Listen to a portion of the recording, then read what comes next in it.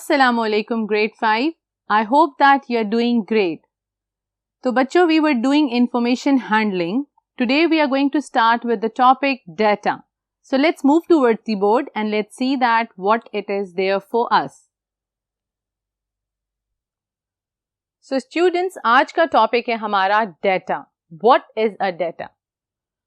A collection of facts and statistics gathered for analysis and calculation about a specific topic is called data.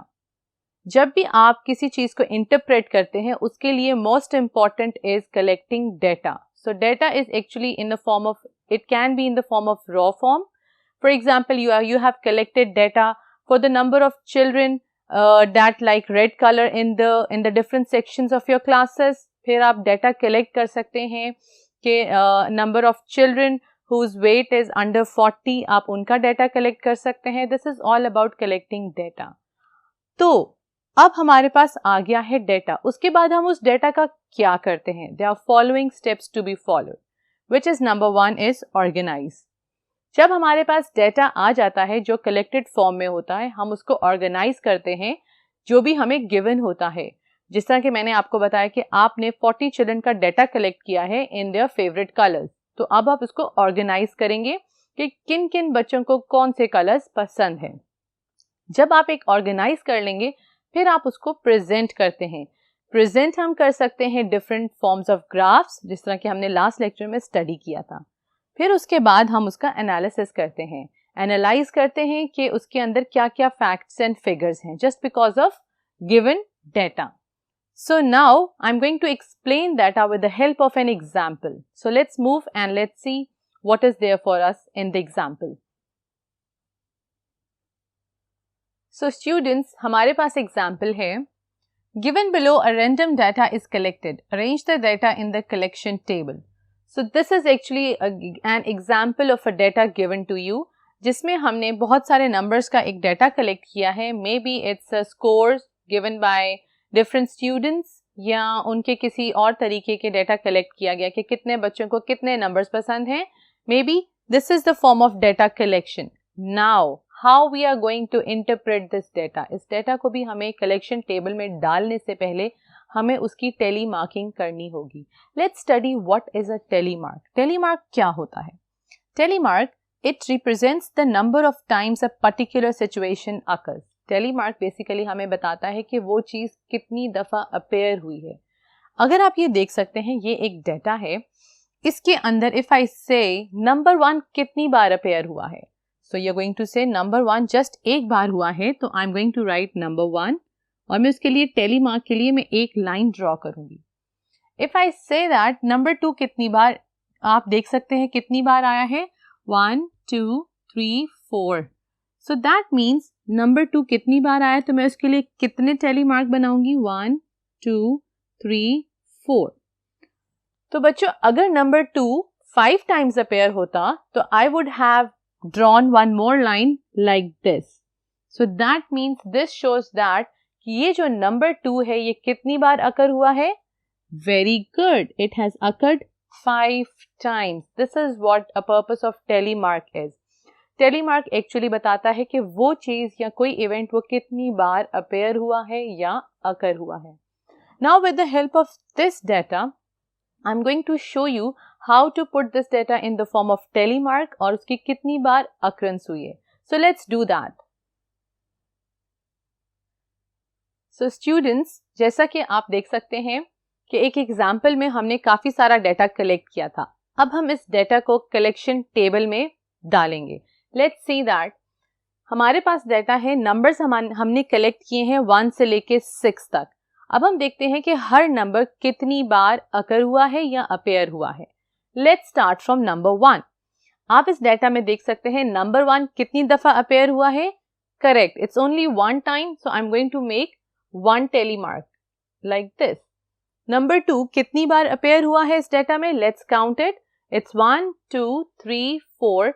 So I'm going to make 4 tally marks. 1 2 3 4. Number 3 कितनी बार appear हुआ है, 1 2 3. So I'm going to make just 3 tally marks. Number 4 कितनी बार हुआ है, 1 2 3. Let's move towards 5. It's 1, 2, 3, 4. I think इसमें कोई भी 5 से ज़्यादा नहीं हुआ. 1 and number 6 is 1, 2, 3, just 3. So if I suppose that यहाँ पे मैं अगर वैल्यू चेंज कर देती हूँ कि जो 6 है वो 5 times appear हुआ है. So I'm going to put a tally mark like this. 1, 2, 3, 4 and 5. अब मैं इसकी occurrence को नंबर में लिखूंगी.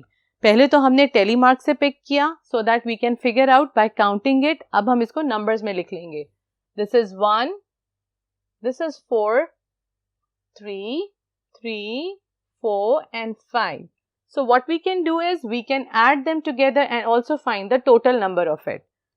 So students, in the end, I would like to tell you how to summarize a data.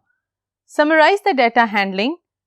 First of all, you need to collect the data. Most important is collecting data, उसको organize करना, उसको present करना या display करना.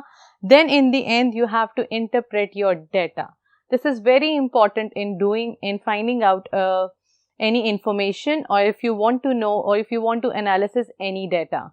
So क्या करते हैं, क्या key points है, पहले आप data को collect करते हैं, उसके बाद आप उसको organize करते हैं with the help of any whatever is being asked to you.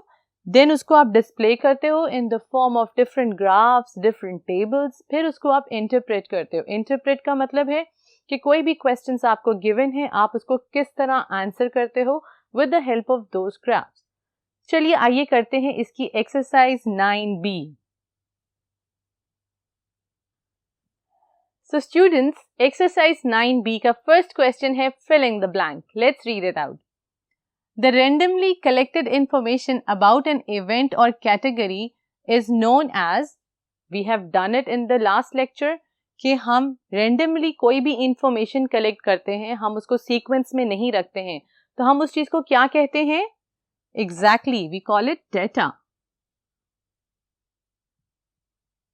Number 2, bar graph can be represented horizontally or, yes, vertically.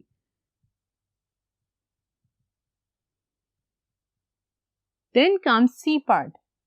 ये भी हमने last time किया था. The topic of the graph is known as. Topic क्या चीज होती है? जो भी आपको graph given होता है उसके ऊपर एक छोटा सा topic दिया जाता है. This is very important. It tells us कि वो graph किस चीज का है और हमें क्या बताना चाह रहा है, किस चीज की information देना चाह रहा है. So actually जो topic होता है किसी भी graph का, we call it title. Then graphs are made on two axes. Remember that कि एक horizontal और एक vertical line होती है graph में. Yes, we call it x-axis and we call it y-axis.